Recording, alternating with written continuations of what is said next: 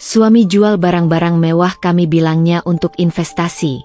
Ternyata untuk biayai selingkuhannya yang hedon. Halo Bunda, semoga Bunda semuanya dalam keadaan sehat dan bahagia ya. Sebelum masuk ke ceritanya, jangan lupa like, komen dan subscribe channel ini ya. Selamat menonton. Hari itu matahari bersinar begitu cerah ketika aku melangkah keluar dari kantor notaris.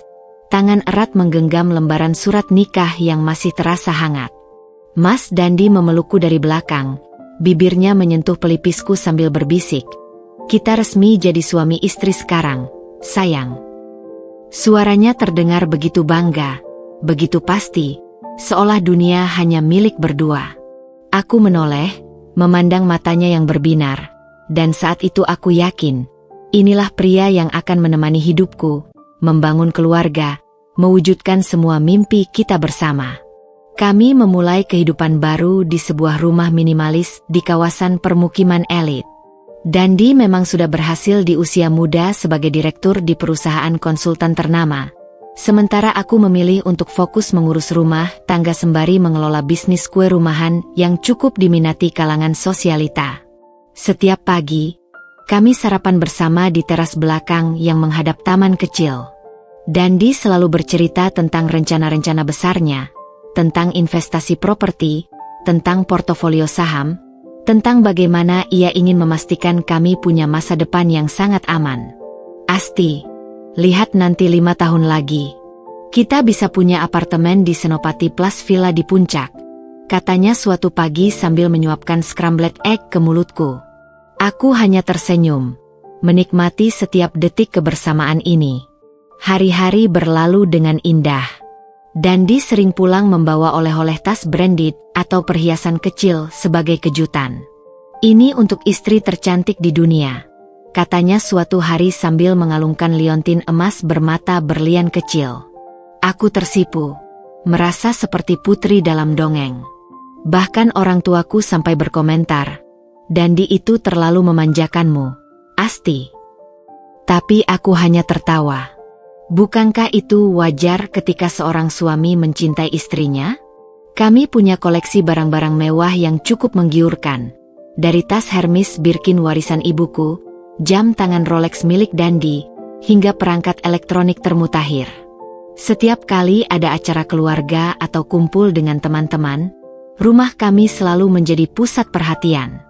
"Wah, kalian berdua memang sudah level berbeda ya," kata Siska, sahabat SMA-ku suatu hari sambil mengamati koleksi parfum mewah di kamar mandi guest room. Aku hanya tersenyum malu, tak ingin terlihat sombong. Malam-malam kami habiskan dengan berbincang di balkon lantai 2, menyeruput wine sambil memandang lampu kota yang berkelap-kelip. Dandi sering bercerita tentang ide-ide investasinya. "Asti, aku sedang mempertimbangkan untuk diversifikasi portofolio kita. Bagaimana kalau kita mulai investasi di sektor logam mulia?" Aku yang tak terlalu paham keuangan hanya mengangguk. "Aku percayakan semuanya padamu. Dan kamu kan ahli di bidang ini." Ya, saat itu aku benar-benar percaya bahwa kehidupan kami adalah mimpi yang menjadi nyata. Tak ada awan di langit cerah kami. Tak ada keraguan dalam benakku tentang kesetiaan suamiku. Semua terasa sempurna, sampai kemudian satu persatu barang-barang mewah itu mulai menghilang, dan dunia yang kubangun dengan penuh cinta mulai retak perlahan-lahan. Pagi itu, udara terasa begitu lembab ketika aku membuka lemari walk-in closet di kamar kami. Mataku langsung tertuju pada rak khusus tempat biasanya tas Hermes Birkin warna krem pemberian ibuku tersimpan rapi. Kosong. Hanya tersisa bekas jejak kecil di permukaan rak, seolah ada sesuatu yang sengaja dikeluarkan dengan tergesa-gesa. Aku mengernyit, mencoba mengingat-ingat kapan terakhir kali menggunakan tas itu. "Dan, kamu lihat tas Birkinku?" tanyaku saat menemui Dandi yang sedang bersiap berangkat kerja di ruang makan. Dia terlihat sedikit kaku sebelum akhirnya tersenyum. "Oh, itu... Aku sedang membawanya ke tempat khusus untuk perawatan, sayang. Kan sudah lama tidak dipakai, takutnya kulitnya rusak." Aku mengangguk, meski ada sesuatu dalam nada bicaranya yang membuatku tidak nyaman. Tapi biasanya kita selalu perawatan barengan. Kenapa tidak bilang-bilang? Dandi tiba-tiba sibuk mengikat dasinya di depan cermin. Kebetulan aja kemarin aku lewat depan butiknya. Daripada repot ngajak kamu, mending aku urus sendiri. Dia menepuk bahuku. Jangan khawatir, nanti pulangnya lebih kinclong dari sebelumnya. Minggu-minggu berikutnya, aku mulai menyadari pola yang aneh. Jam tangan Rolex Daytona kesayangan Dandi, yang biasanya tak pernah lepas dari pergelangan tangannya, tiba-tiba menghilang. Aku titipkan ke teman yang ahli jam, mau diservis sekalian diapain biar lebih bernilai. Begitu katanya saat aku bertanya. Lalu giliran set berlian pemberian mertuaku saat ulang tahun pernikahan kami yang pertama. Kotak merahnya yang biasanya tergeletak di meja rias, lenyap begitu saja. Aku sedang konsultasi dengan ahli perhiasan.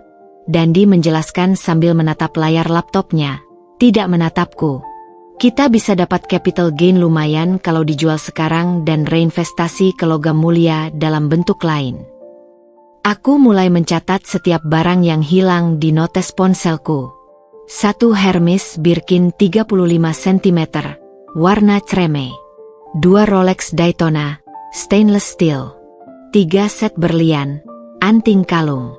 Suatu sore, saat sedang membereskan laci meja kerja Dandi yang biasanya terkunci rapat, aku menemukan setumpuk kwitansi penjualan dari berbagai luxury pre-owned store. Tanganku gemetar membaca angka-angka di sana. Tas Birkinku terjual seharga 320 juta. Jam Rolexnya 275 juta. Bahkan ada surat gadai untuk mobil Mercedesku yang jarang dipakai. Asti, kamu ngapain di mejaku? Aku menoleh dengan wajah pucat melihat Dandi berdiri di pintu dengan ekspresi bercampur antara kaget dan marah. Ini semua apa? Dan? Suaraku bergetar sambil mengacungkan dokumen-dokumen itu. Dia menarik napas dalam sebelum duduk di sampingku. Aku sedang menyusun strategi keuangan baru. Sayang, semua ini bagian dari perencanaan kita. Tangannya mencoba memegang tanganku, tapi aku menariknya. Kamu menjual barang-barang kita tanpa bilang padaku. Tanpa diskusi. Aku tahu ini terlihat buruk, katanya sambil mengusap wajah. Tapi percayalah, ini untuk masa depan kita. Aku sedang membangun sesuatu yang lebih besar. Mata Dandi berkaca-kaca. Gestur yang biasanya membuatku luluh. Tapi kali ini, ada suara kecil di kepalaku yang terus berbisik. Ada yang tidak beres. Sesuatu yang jauh lebih gelap dari sekedar investasi. Dan ketika malam itu aku memeriksa rekening bersama kami, jumlahnya tidak bertambah sepeser pun dari penjualan ratusan juta tersebut. Sejak malam aku menemukan tumpukan kwitansi penjualan itu, udara di rumah kami berubah menjadi dingin dan asing. Dandi yang biasanya begitu hangat dan perhatian, kini berubah menjadi sosok asing yang jarang berada di rumah. Dulu, dia selalu pulang tepat waktu. Kadang bahkan membawa makanan kesukaanku dari restoran favorit kami, hanya karena tahu aku sedang lelah setelah seharian membuat pesanan kue. Sekarang, jam 8 malam pun rumah ini masih terasa begitu sunyi. Hanya diisi oleh bunyi jam dinding yang terus berdetak dengan monoton. Aku mencoba mengajaknya bicara, duduk bersama di meja makan seperti dulu. Tapi yang kudapat hanyalah tatapan kosong dan jawaban singkat yang terkesan dipaksakan. Aku sedang sibuk dengan proyek baru. Asti, kamu gak akan ngerti, katanya suatu malam sambil terus menatap layar ponselnya. Jempolnya bergerak cepat seolah mengetik sesuatu yang sangat penting.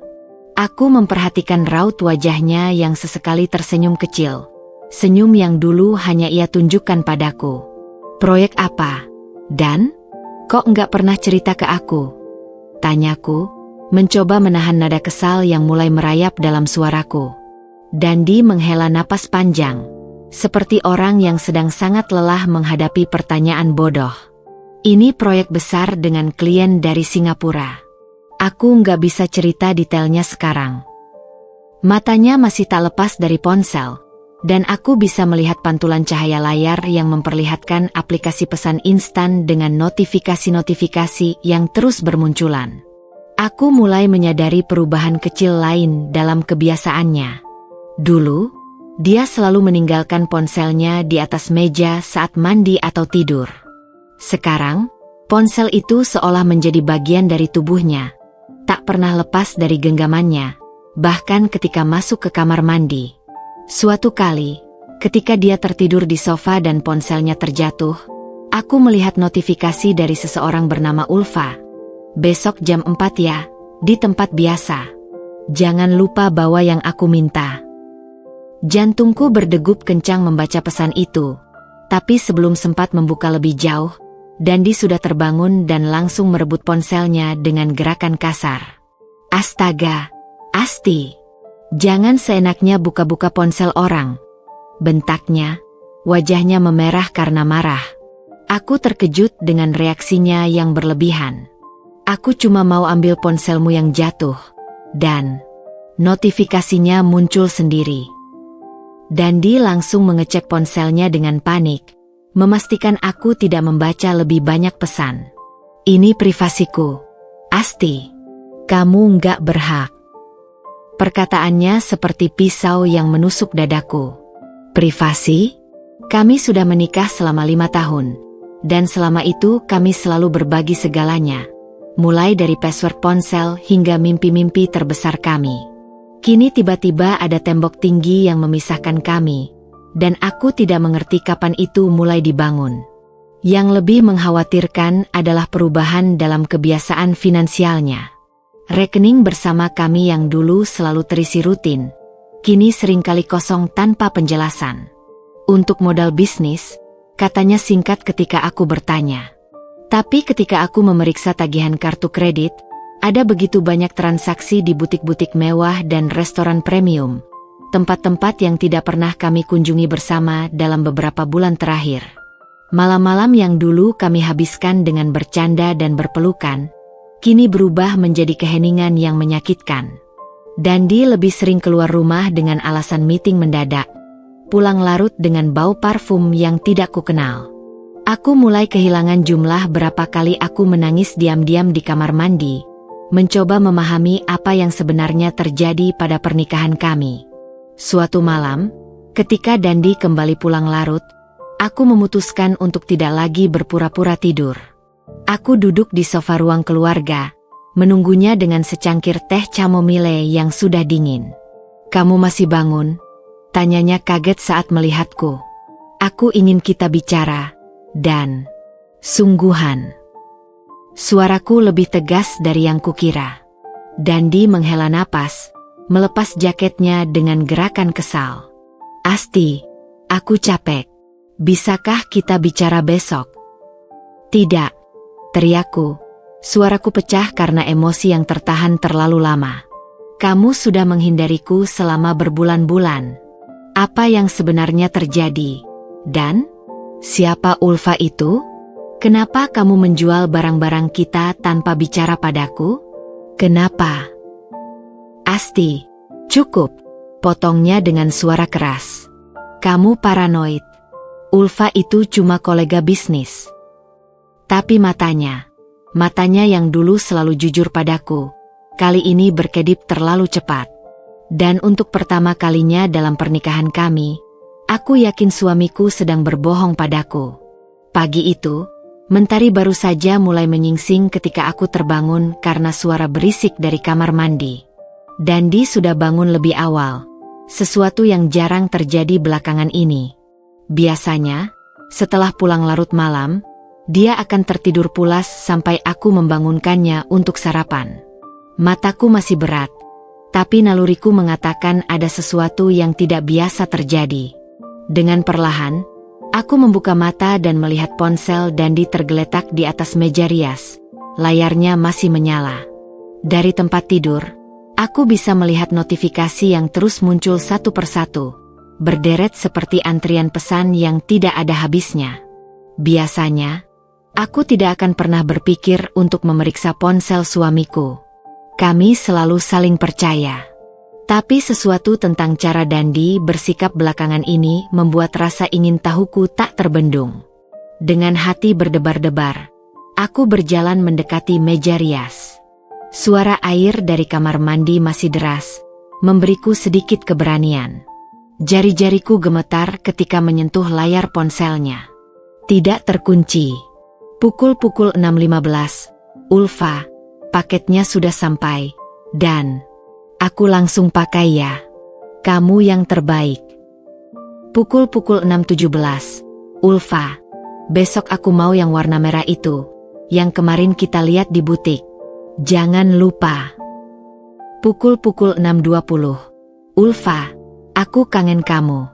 Kapan kita bisa weekend lagi berdua? Dunia seakan berhenti berputar.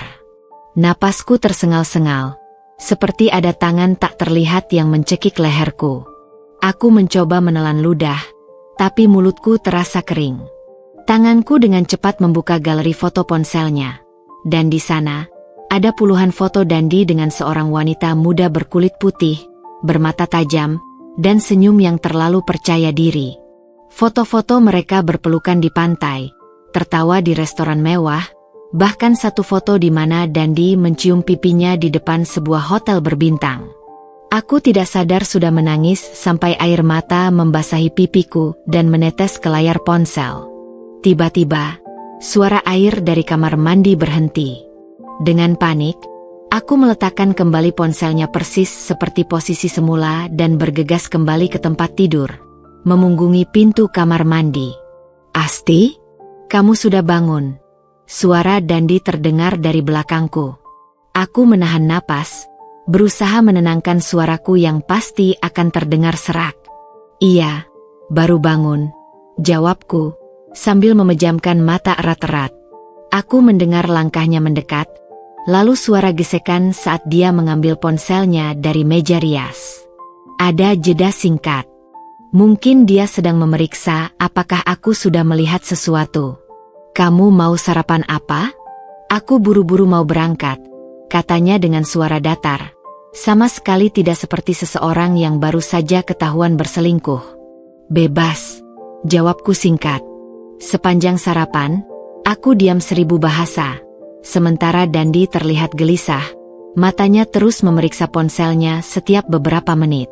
Aku memperhatikan setiap gerak-geriknya, cara dia sesekali tersenyum kecil saat membaca pesan, cara jarinya mengetik balasan dengan cepat, dan cara dia tiba-tiba menyimpan ponselnya di saku begitu aku berdiri untuk mengambil garam. Kamu ada meeting hari ini? Tanyaku tiba-tiba, mencoba menguji reaksinya.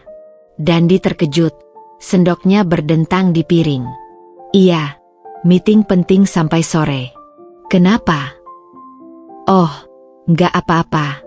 Cuma mau mengingatkan kalau malam ini ada acara makan malam dengan orang tuaku. Wajah Dandi berkerut. Ah, sial. Aku lupa. Meetingku mungkin sampai malam.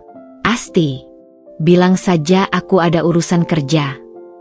Aku mengangguk pelan, tapi dalam hati, sesuatu telah patah. Aku tahu pasti dia berbohong. Meeting sampai malam? Lalu mengapa di galeri fotonya ada gambar reservasi makan malam untuk 2 orang di restoran mewah yang sama sekali berlawanan arah dengan kantornya? Setelah Dandi pergi, aku tidak bisa menahan diri lagi. Aku mengambil laptopku dan mulai mencari tahu tentang Ulfa di media sosial. Tidak sulit menemukannya. Akun Instagramnya terbuka untuk umum, penuh dengan foto-foto gaya hidup mewah.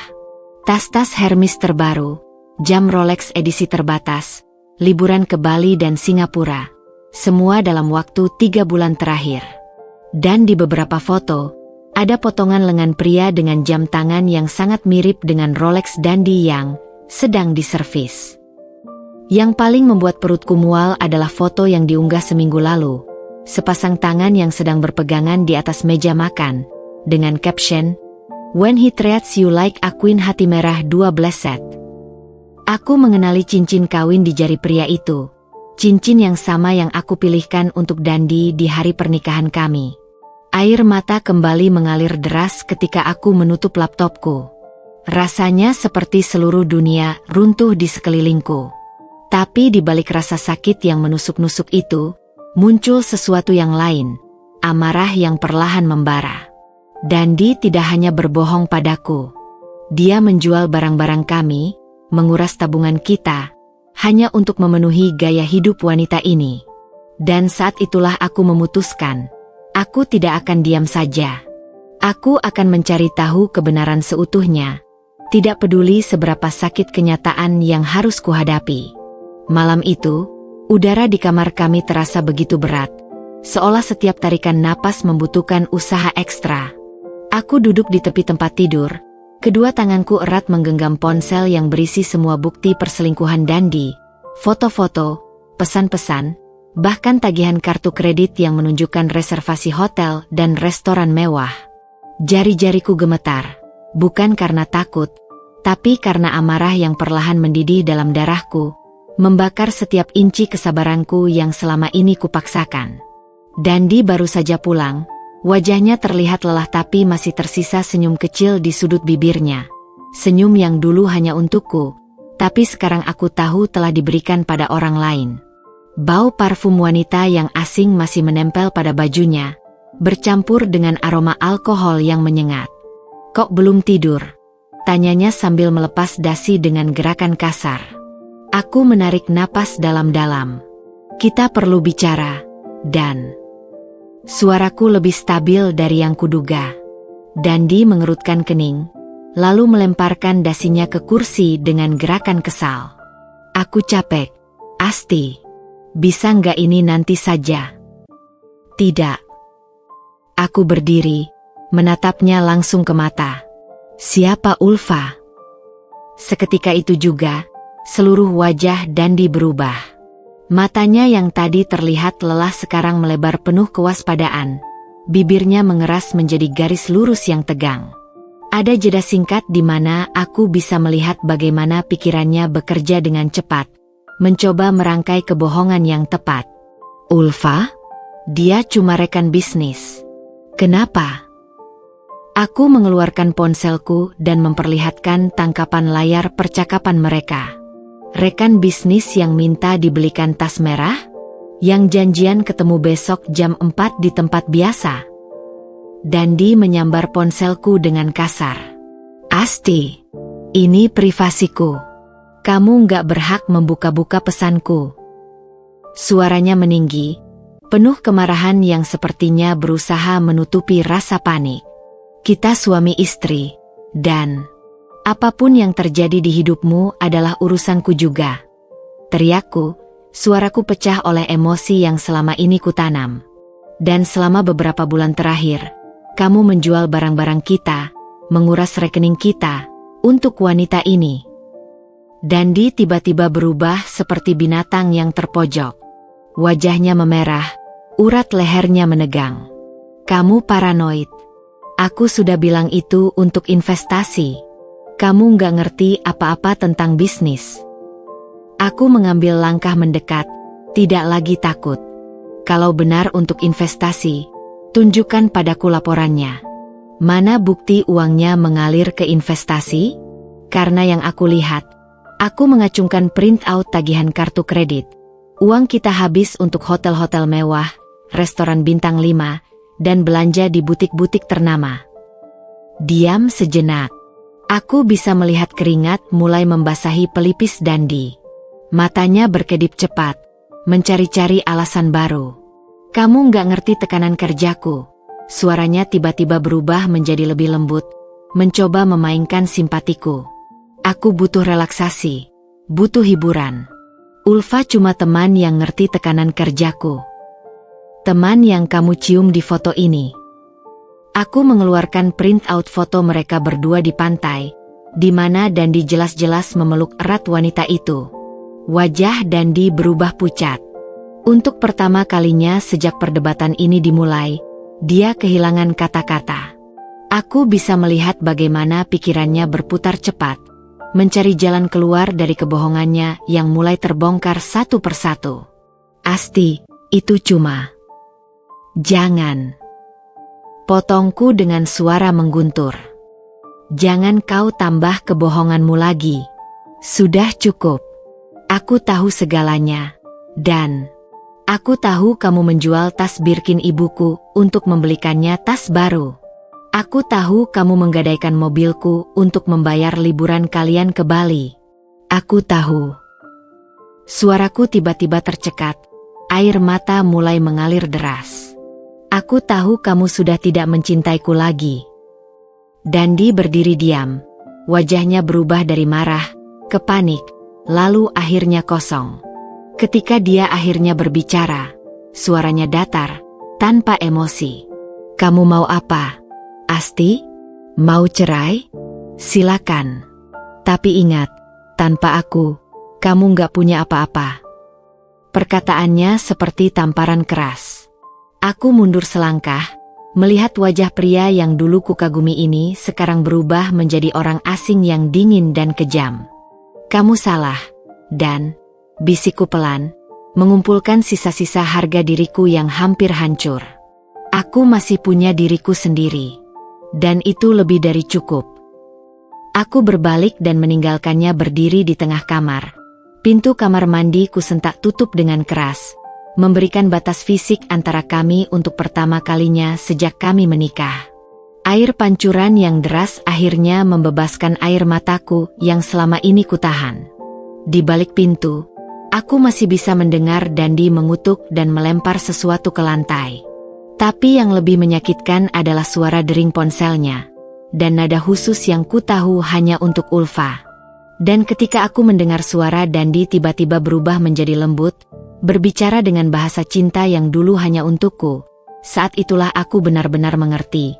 Pria yang kucintai itu sudah lama pergi, digantikan oleh orang asing yang bahkan tidak peduli betapa dia telah menghancurkanku.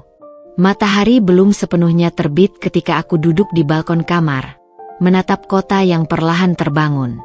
Semalam, setelah pertengkaran itu, Dandi pergi dengan menghentakkan pintu, mengumumkan bahwa dia akan menginap di hotel karena tidak tahan dengan kecurigaan dan paranoiamu. Udara pagi yang seharusnya segar terasa seperti asap di paru-paruku. Tanganku masih gemetar saat menggenggam erat ponsel berisi semua bukti pengkhianatannya. Aku menyeka wajah yang masih basah oleh air mata semalam. Ada sesuatu yang berubah dalam diriku setelah konfrontasi itu. Rasa sakit yang tajam perlahan berubah menjadi tekad baja. Aku tidak akan menjadi korban yang diam. Tidak lagi. Dengan gerakan mantap, aku membuka laptop dan mulai merencanakan langkahku. Pertama, aku memanggil seorang teman yang bekerja di firma hukum. Lisa, aku butuh bantuanmu. Aku ingin melacak semua transaksi keuangan Dandi selama 6 bulan terakhir. Suaraku terdengar jauh lebih tenang dari yang kuduga. Lisa, yang langsung memahami gravitasi situasi, setuju membantu. Aku juga akan menyiapkan dokumen untuk perlindungan aset. Asti, kamu tidak bisa membiarkannya terus menguras hartamu. Sepanjang hari itu, sementara Dandi tidak memberi kabar, aku seperti detektif yang menyusun puzzle pengkhianatan. Aku menemukan lebih banyak kebenaran yang menyakitkan. 1. Rekening tersembunyi. Dandi membuka rekening baru tanpa sepengetahuanku, tempat dia menyalurkan uang hasil penjualan barang-barang kami. 2. Tagihan mewah. Dalam 3 bulan terakhir saja, dia menghabiskan hampir 700 juta untuk hotel, restoran, dan belanja mewah, semua untuk Ulfa. 3. Kartu kredit tambahan. Tanpa sepengetahuanku, dia membuatkan kartu kredit tambahan dengan limit besar yang ternyata diberikan kepada Ulfa. Namun yang paling menghancurkan adalah email yang kutemukan secara tidak sengaja di laptop lamanya yang masih tersambung dengan akun Gmail-nya. Ada percakapan antara Dandi dan Ulfa yang membuat darahku mendidih. Ulfa, kapan kamu akan meninggalkan istrimu itu? Aku nggak mau selamanya jadi simpanan. Dandi, sabarlah. Aku sedang mengatur segalanya. Asti masih punya akses ke sebagian besar asetku. Butuh waktu. Ulfa, aku nggak mau menunggu lama-lama. Kalau kamu benar-benar cinta aku, buktikan. Dandi, percayalah, Sayang, begitu aku berhasil menjual rumah dan apartemennya, aku akan bebas. Asti nggak akan dapat apa-apa. Aku menutup laptop dengan kasar. Tubuhku gemetar bukan karena sedih, tapi karena kemarahan yang begitu besar. Selama ini, sementara aku percaya dia menjual barang-barang kami untuk investasi, dia sebenarnya merencanakan untuk menguras habis semua yang kumiliki, bahkan rumah yang kubeli sebelum menikah dengannya. Sore itu, ketika Dandi akhirnya pulang dengan wajah masam, aku sudah duduk di ruang tamu dengan semua bukti tersusun rapi di atas meja. Kamu masih mengorek-ngorek kehidupanku, hardiknya saat melihat dokumen-dokumen itu. Aku tidak menjawab. Sebaliknya, aku memutar rekaman suara yang berhasil kudapatkan dari teman Lisa. Percakapan telepon antara Dandi dan pengacara tentang bagaimana cara terbaik untuk mengamankan aset sebelum perceraian. Wajah Dandi berubah pucat. Asti, itu bukan seperti yang kamu kira. Tutup mulutmu, teriakku untuk pertama kalinya dalam pernikahan kami. Aku sudah tahu segalanya. Tentang rencanamu untuk menjual rumahku. Tentang bagaimana kamu membohongiku selama berbulan-bulan. Tentang... Suaraku tercekat. Tentang bagaimana kamu dan selingkuhanmu menertawakanku di belakangku. Aku melemparkan print out percakapan mereka di wajahnya. Dandi membacanya dengan cepat. Dan untuk pertama kalinya, aku melihat rasa takut di matanya. Asti, aku... Kamu tahu apa yang paling menyakitkan? Potongku, suaraku tiba-tiba tenang. Bukan perselingkuhanmu. Bukan uang yang kau habiskan untuknya. Tapi kenyataan bahwa kamu merencanakan semua ini dengan dingin. Sementara setiap malam kamu masih pura-pura mencintaiku. Dandi berdiri diam, tidak bisa menyangkal lagi. Semua kebohongannya telah terbongkar. Aku akan mengosongkan rekening bersama besok, katanya tiba-tiba, suaranya datar. Kamu bisa tetap di rumah ini sampai kita selesai dengan perceraian. Aku tertawa pahit. Oh, kamu salah besar, Dandi.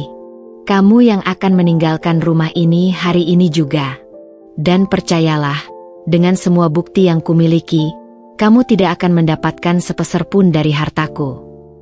Aku melihat bagaimana matanya melebar ketika menyadari bahwa aku tidak lagi menjadi istri lemah yang bisa dimanipulasi. Asti, kita bisa bicara baik-baik. Sudah terlambat untuk bicara, ujarku sambil mengangkat ponselku. Aku sudah menghubungi pengacaraku. Oh, dan satu hal lagi, aku menambahkan dengan senyum dingin.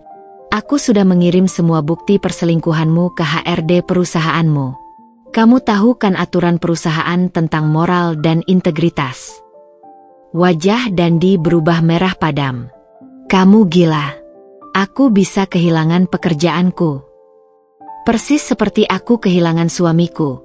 Jawabku pelan sebelum berbalik dan meninggalkannya berdiri di tengah ruangan. Seorang pria yang baru saja menyadari bahwa semua rencananya yang rapi telah berantakan. Hari-hari setelah pengakuan pahit itu berlalu seperti mimpi buruk yang tak kunjung usai. Rumah kami yang dulu hangat, kini berubah menjadi medan perang yang sunyi. Dandi tetap tinggal sementara, tapi kami hidup seperti dua orang asing yang kebetulan berbagi atap yang sama. Dia di lantai bawah, aku di lantai atas. Setiap suara langkahnya, setiap dering ponselnya, bahkan setiap hembusan napasnya terasa seperti pisau yang mengiris-iris sisa hati yang masih tersisa. Tapi aku tidak lagi menangis.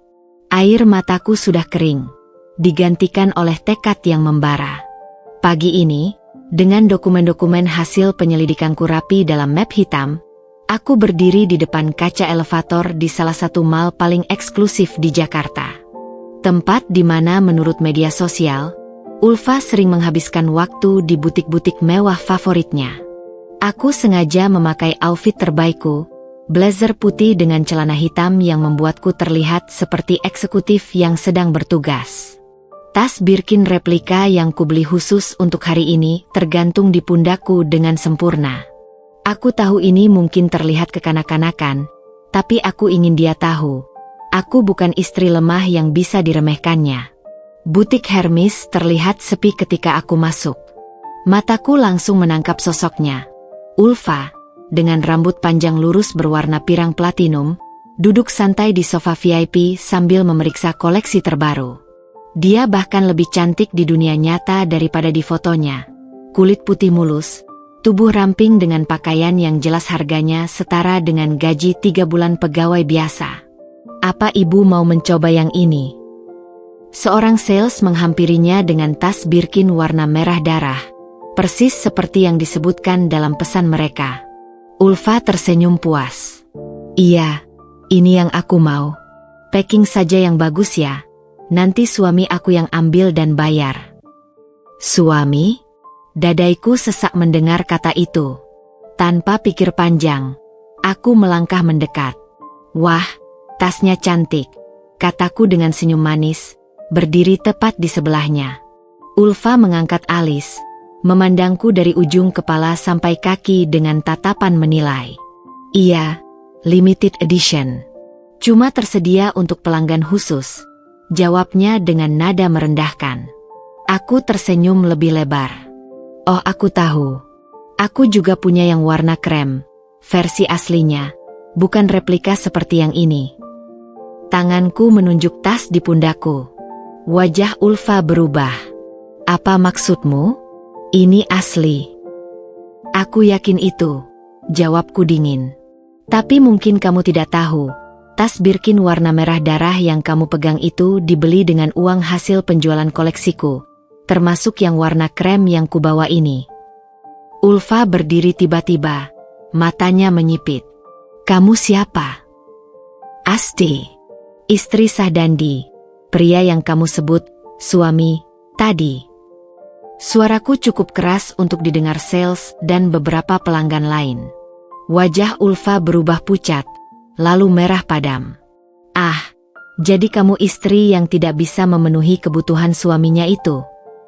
Dia menyeringai, mencoba balik menyerang. Aku tertawa. Tertawa yang tulus karena betapa klisenya perkataannya. Kebutuhan apa? Untuk membiayai gaya hidupmu yang hedon? Untuk menjadi ATM berjalan yang membelikanmu tas-tas mewah, sementara dia menjual perhiasan ibunya sendiri. Beberapa orang mulai memperhatikan kami. Ulfa melihat sekeliling dengan panik. Dia mencintaiku. Dia bilang kamu sudah seperti saudara baginya.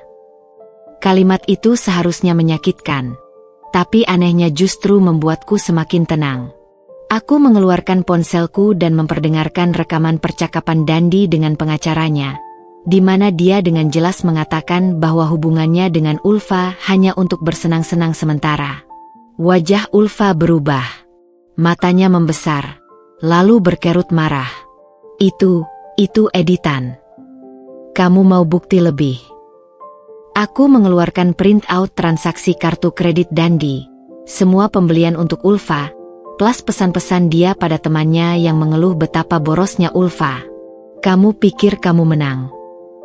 Ulfa mendesis. Wajahnya yang cantik sekarang berkerut seperti orang kesakitan. Dandi akan memilihku. Dia sudah bosan dengan kehidupan membosankan bersamamu. Aku memiringkan kepala. Oh sayangku, kamu salah. Aku tidak datang untuk merebutnya kembali. Aku datang untuk memberitahumu, selamat menikmati sisa uangnya. Karena mulai besok, aku menurunkan suaraku menjadi bisikan. Rekeningnya akan dibekukan pengadilan. Dan kamu tahu, dia bahkan tidak punya hak atas rumahku. Ulfa terlihat seperti ingin muntah. Kamu berbohong. Aku mengangkat bahu. Cek saja sendiri. Oh iya. Aku menambahkan sambil berbalik pergi. Selamat mencoba tasnya. Mungkin itu yang terakhir bisa kamu dapat darinya. Aku meninggalkan butik dengan langkah mantap, mendengar keributan di belakangku saat Ulfa berteriak pada sales untuk segera menghubungi Dandi. Di luar, hujan mulai turun deras, tapi aku merasa seperti baru saja melewati badai yang lebih besar. Untuk pertama kalinya sejak mengetahui pengkhianatan Dandi, aku merasa lega. Karena sekarang aku tahu, Aku lebih kuat dari yang mereka kira. Dan ini baru permulaan. Malam itu, langit Jakarta terlihat kelam tanpa bintang ketika aku mendengar pintu depan terbanting dengan suara keras yang menggema di seluruh rumah. Langkah kaki berat dan tidak beraturan terdengar mendekat, diikuti dengan suara barang-barang yang jatuh dan pecah di lantai bawah. Aku tidak perlu melihat ke bawah untuk tahu siapa itu, dan dipulang dalam keadaan mabuk, dan berdasarkan intensitas amarah yang terbawa dalam setiap langkahnya, jelas Ulfa sudah memberitahunya tentang pertemuan kami di butik Hermes. "Asti, turun sekarang juga," teriaknya dengan suara serak penuh kemarahan yang tak terbendung. Aku menarik napas dalam, meletakkan buku yang sedang kubaca, dan berjalan menuruni tangga dengan tenang. Setiap langkah kakiku terukur, sementara jantung berdebar kencang di dalam dada. Di ruang tamu, Dandi berdiri dengan baju yang kusut, wajahnya merah padam, dan matanya yang biasanya teduh sekarang penuh dengan kebencian yang mengerikan.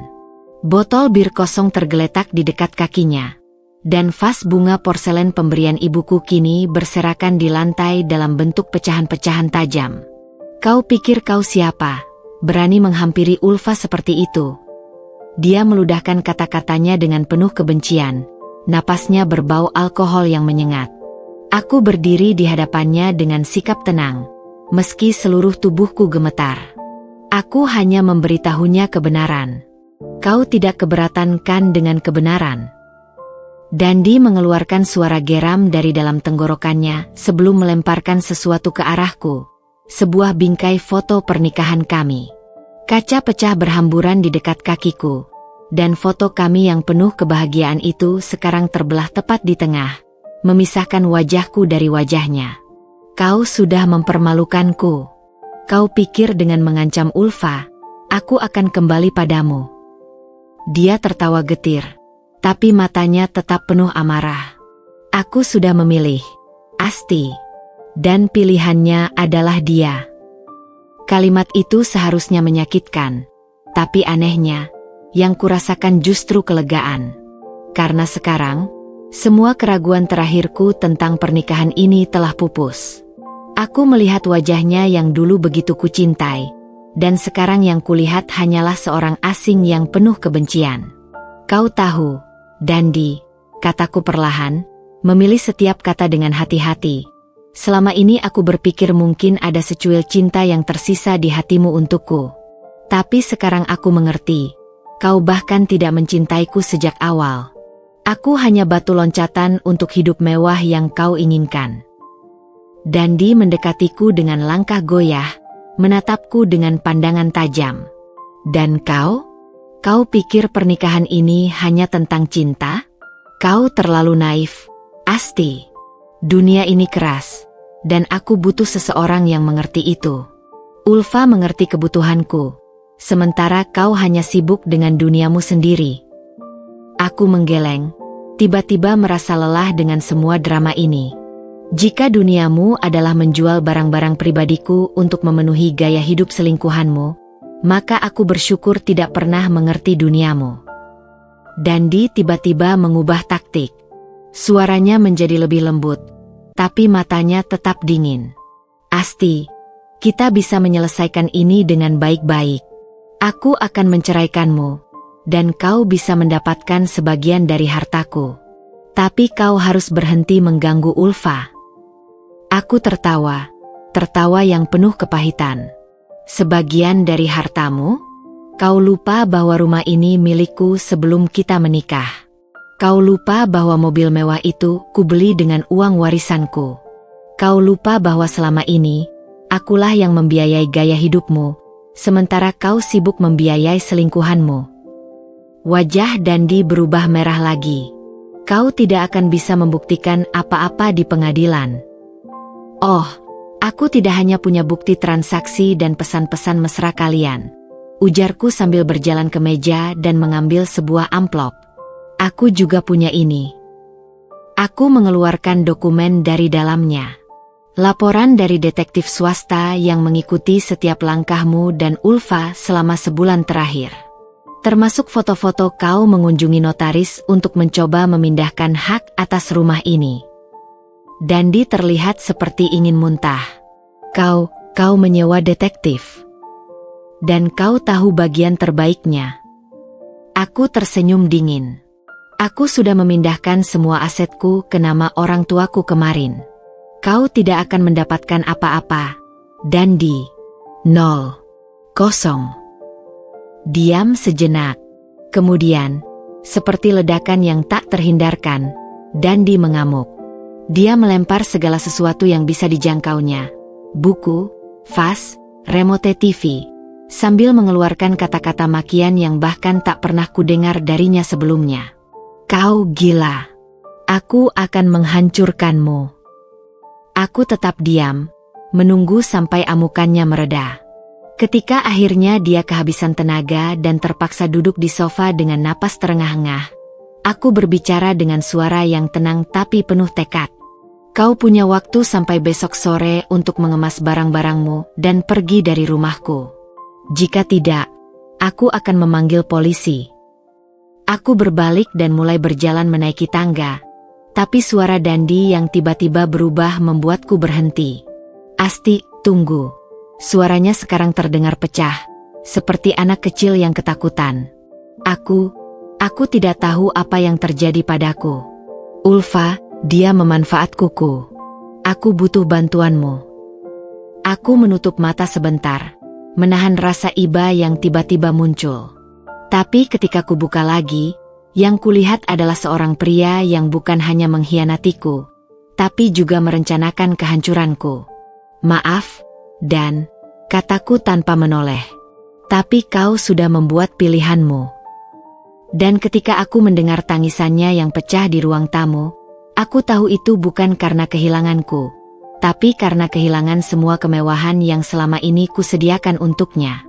Pagi itu, matahari bersinar terang di langit Jakarta, seolah mengejek kekacauan yang terjadi dalam hidupku.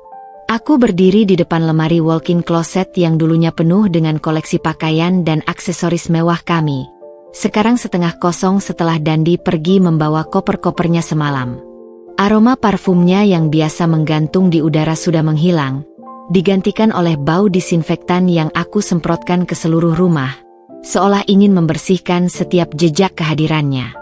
Tanganku menggenggam erat kunci rumah ini, rumah yang kubeli dengan uang hasil jerih payahku sendiri sebelum menikahinya. Dinding-dinding yang dulu menyimpan tawa dan janji-janjinya, sekarang hanya menyisakan kehampaan yang terasa begitu nyata. Aku menarik napas dalam-dalam, merasakan betapa setiap sudut rumah ini seakan bernapas lega setelah kepergiannya. Aku berjalan menuju meja riasku, di mana sebuah amplop tebal berisi dokumen perceraian sudah menungguku. Lisa, temanku yang pengacara, telah menyiapkan semuanya dengan rapi. Dia tidak akan mendapatkan apa-apa dari kamu, janjinya kemarin. Dengan semua bukti perselingkuhan dan upayanya menggelapkan aset, dia malah harus berterima kasih kamu tidak menuntut lebih. Mataku tertarik pada foto pernikahan kami yang masih tergeletak di lantai. Kacanya pecah, membelah gambar kami menjadi dua. Kuambil foto itu, memandangi wajahku yang begitu bahagia di hari itu, seolah sama sekali tidak tahu bahwa pria yang berdiri di sebelahku suatu hari akan menjadi sumber luka terdalam dalam hidupku. Tiba-tiba, dering telepon memecah kesunyian. Nama Dandi muncul di layar. Aku menghela napas sebelum akhirnya mengangkat. Asti. Suaranya serak, sangat berbeda dengan nada arogan yang biasa ia pakai. Aku butuh tempat tinggal sementara. Hotel sudah tidak bisa kubayar. Aku memejamkan mata, menahan gelegak emosi yang tiba-tiba muncul. Dan kenapa kamu meneleponku? Karena aku tidak punya orang lain. Suaranya pecah. Ulfa, dia mengusirku setelah tahu aku tidak punya uang lagi. Sebagian diriku ingin tertawa melihat karma yang bekerja dengan cepat. Tapi sebagian lain merasa sedih. Sedih karena menyadari betapa hancurnya pria yang dulu begitu bangga dan percaya diri ini. Dan kamu pikir itu membuatku bertanggung jawab atasmu? Asti, tolong, kita pernah saling mencintai, bukan? Kalimat itu membuat dadaku sesak. Ya, kita pernah. Tapi kamu yang memilih untuk mengkhianatinya.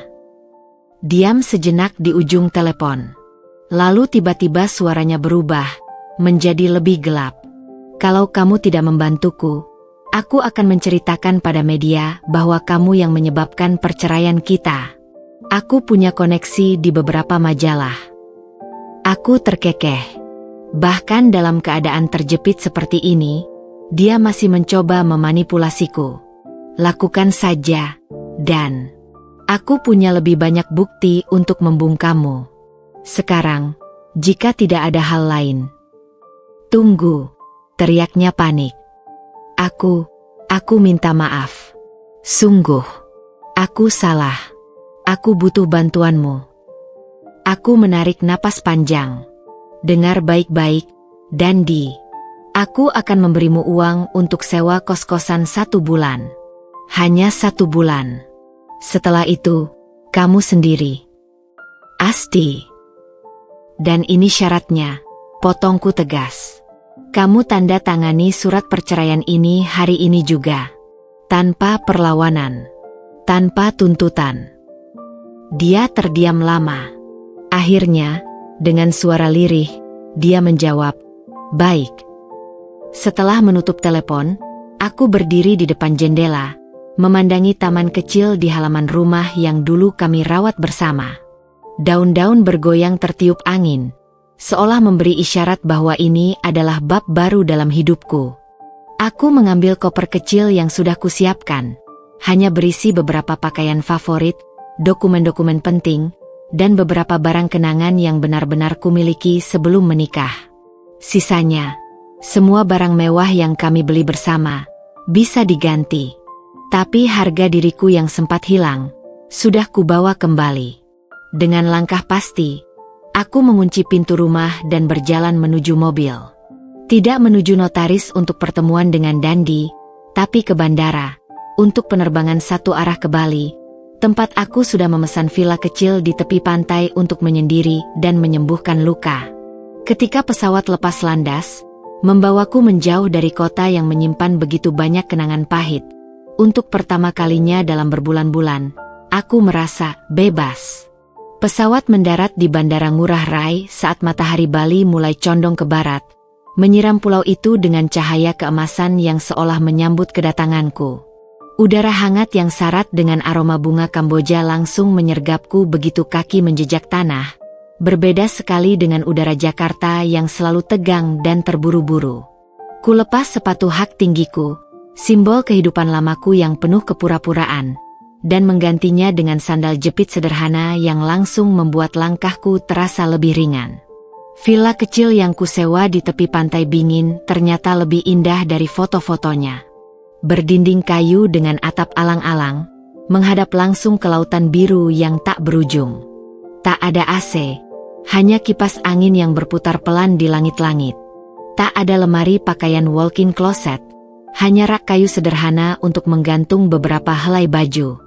Dan yang terpenting, tak ada jejak Dandi di sini. Malam pertama di Bali kuhabiskan dengan duduk di beranda, menatap ombak yang tak henti-hentinya menyapu pasir putih, sementara lilin-lilin kecil berkedip di sekitar kolam renang mini. Untuk pertama kalinya dalam setahun terakhir, aku membiarkan diriku menangis sepuasnya, bukan lagi air mata kemarahan atau kepedihan, tapi air mata kelegaan, pelepasan. Pagi-pagi sekali saat fajar baru merekah, aku terbangun oleh suara burung-burung yang tak kukenal. Tanpa rencana, aku berjalan menyusuri pantai sepi, kaki telanjangku tenggelam dalam pasir yang masih dingin. Di sebuah warung kecil, kudapati seorang perempuan tua sedang menyiapkan sarapan. "Pagi, Embok," sapaiku dengan bahasa Jawa yang kuingat dari ibuku. Perempuan itu menatapku dengan mata berbinar. "Pagi, Nak. Kopi Bali." Aku mengangguk, dan tanpa kusadari, kami terlibat dalam percakapan santai tentang kehidupan di desa, tentang musim panen, tentang cara membuat canang sari. Tak ada yang menanyakan latar belakangku, pekerjaanku, atau status pernikahanku. Di sini, aku hanyalah Asti, bukan istri Dandi, bukan korban perselingkuhan, bukan bagian dari drama percintaan yang kotor. Hari-hari berikutnya mengalir dengan ritme baru yang menenangkan. Pagi dimulai dengan yoga di tepi pantai, siang diisi dengan mengeksplorasi warung-warung makan kecil yang tersembunyi. Sore dihabiskan dengan membaca buku-buku yang selama ini teronggok di rak tanpa sempat kusentuh. Aku bahkan mulai belajar membuat jurnal, menuliskan segala pikiran dan perasaanku tanpa filter, tanpa takut akan dinilai. Suatu sore, saat aku sedang asyik melukis di atas kanvas kecil, kegiatan yang kucoba untuk pertama kalinya dalam hidupku, seorang perempuan setengah baya menghampiriku. "Lukisanmu penuh emosi," katanya dengan aksen Inggris yang kental. Aku tersenyum malu. Ini pertama kalinya saya mencoba melukis. Perempuan itu memperkenalkan diri sebagai Clara, pemilik sebuah galeri kecil di Ubud. "Kamu punya bakat alam untuk mengekspresikan perasaan melalui warna," katanya sambil memeriksa coretan abstrakku yang penuh dengan warna-warna berani. "Kalau mau, bisa pameran di tempatku bulan depan." Aku tertawa geli. "Saya bukan pelukis, Bu." Clara mengangkat bahu. "Seni bukan tentang gelar, tapi tentang kejujuran. Dan lukisanmu sangat jujur." Pertemuan tak terduga itu membuatku berpikir. Mungkin inilah yang selama ini hilang dari hidupku, ruang untuk menjadi jujur pada diriku sendiri, tanpa harus memenuhi ekspektasi orang lain. Malam itu, sambil menikmati nasi campur di warung lokal, kuambil keputusan untuk memperpanjang masa tinggalku di Bali. Aku memesan laptop baru dan mulai merancang konsep bisnis kecil-kecilan, layanan catering sehat khusus untuk wisatawan asing yang ingin mencicipi masakan lokal dengan sentuhan modern. Ketika Lisa menelepon untuk memberi kabar bahwa Dandi sudah menandatangani surat perceraian tanpa syarat, aku hanya bisa tersenyum. "Dia bahkan tidak berani menatap mataku di pengadilan," kata Lisa. Dan tebak apa? Ulfa sudah terlihat pacaran dengan pengusaha properti yang lebih kaya. Aku menutup telepon dan berjalan ke pantai. Ombak terus bergulung-gulung, menghapus jejak-jejak kaki di pasir, persis seperti hidup yang terus berjalan, menghapus luka-luka lama. Di kejauhan, sekelompok anak lokal sedang bermain layangan dengan tawa riang. Tanpa pikir panjang, aku melepas sandal dan berlari bergabung dengan mereka, merasakan butiran pasir hangat di antara jari-jari kaki, dan untuk pertama kalinya dalam waktu yang sangat lama, merasa benar-benar hidup. Bulan ketiga di Bali membawa perubahan halus namun nyata dalam hidupku. Bisnis catering kecil-kecilanku mulai dikenal di kalangan ekspatriat dan wisatawan premium berkat rekomendasi dari mulut ke mulut. Setiap pagi, aku bangun sebelum matahari terbit untuk memilih bahan-bahan segar di pasar tradisional. Belajar dari ibu-ibu penjual yang dengan sabar mengajariku memilih ikan terbaik atau kelapa paling manis. Hidup yang sederhana ini memberiku kepuasan yang tak pernah kudapatkan dari tas-tas mewah atau perhiasan mahal di masa laluku. Suatu sore, saat aku sedang menyiapkan pesanan nasi bakar untuk tamu villa tetangga, teleponku berdering. Lisa di seberang sana terdengar-dengar seperti baru saja berlari. "Asti, kamu tidak akan percaya ini," suaranya nyaris melengking. "Dandi baru di PHK dari perusahaannya." Pisau di tanganku berhenti mengiris daun pisang. "PHK? Tapi dia kan direktur di sana." "Persis." Lisa tertawa sinis. Ternyata selama ini dia menggunakan dana perusahaan untuk membiayai gaya hidupnya dengan si pelakor itu. Baru ketahuan setelah ada audit internal. Aku menghela napas panjang, meletakkan pisau di atas talenan. Bukan rasa bahagia yang kurasakan, tapi semacam pengakuan kosmik bahwa keadilan memang ada. Bagaimana keadaannya sekarang? Gubrak. Lisa terdengar sedang minum sesuatu. Dia tidak hanya kehilangan pekerjaan, tapi juga dituntut mengganti kerugian perusahaan. Rumah kontrakannya di Jakarta sudah digeledah, mobilnya disita. Bahkan kabarnya si Ulfa langsung kabur begitu tahu Dandi bangkrut. Mendengar nama itu, dadaku masih sedikit sesak, tapi tidak lagi sakit seperti dulu. Dan bagaimana perasaannya? Lisa terdiam sejenak. Menurut teman yang melihatnya di pengadilan, dia seperti orang linglung. Terus bertanya-tanya kenapa ini terjadi padanya. Aku memejamkan mata, membayangkan wajah Dandi yang dulu begitu percaya diri, sekarang hancur lebur oleh keserakahannya sendiri. Kasihan, bisikku tanpa sadar. Kasihan? Asti, setelah semua yang dia lakukan padamu. Bukan berarti aku mau balas dendam, Liz. Aku hanya mengerti betapa dalam kejatuhannya. Setelah menutup telepon, aku berdiri di depan jendela dapur kecilku yang menghadap ke laut. Ombak hari ini bergulung-gulung lebih besar dari biasanya, memecah dengan suara gemuruh di karang. Seperti kehidupan, kadang tenang, kadang mengamuk, tapi selalu terus bergerak. Keesokan harinya, ketika aku sedang mengantarkan pesanan ke sebuah villa mewah di Uluwatu, sesuatu yang tak terduga terjadi. Di tengah jalan, di sebuah warung kopi pinggir jalan, aku melihat sosok yang sangat familiar. Rambut acak-acakan, kaos lusuh, tapi tetap dengan jam tangan Rolex palsu yang dulu sering kupersoalkan karena dia bersikeras itu asli. Dandi. Dia duduk sendirian di bangku plastik, menatap kosong ke arah laut sambil memegang segelas kopi hitam. Tubuhnya terlihat lebih kurus, matanya berkantung hitam, dan aura percaya dirinya yang dulu memancar kuat kini lenyap tanpa bekas. Aku hampir membalikan motor dan pergi, tapi sesuatu membuatku memarkirkan kendaraan dan perlahan mendekatinya. Kopi Bali lebih enak daripada Starbucks, kan? Dandi menoleh kaget, matanya membesar ketika menyadari siapa aku. Asti. Kami duduk dalam keheningan yang canggung selama beberapa menit. Akhirnya dia berbicara dengan suara parau.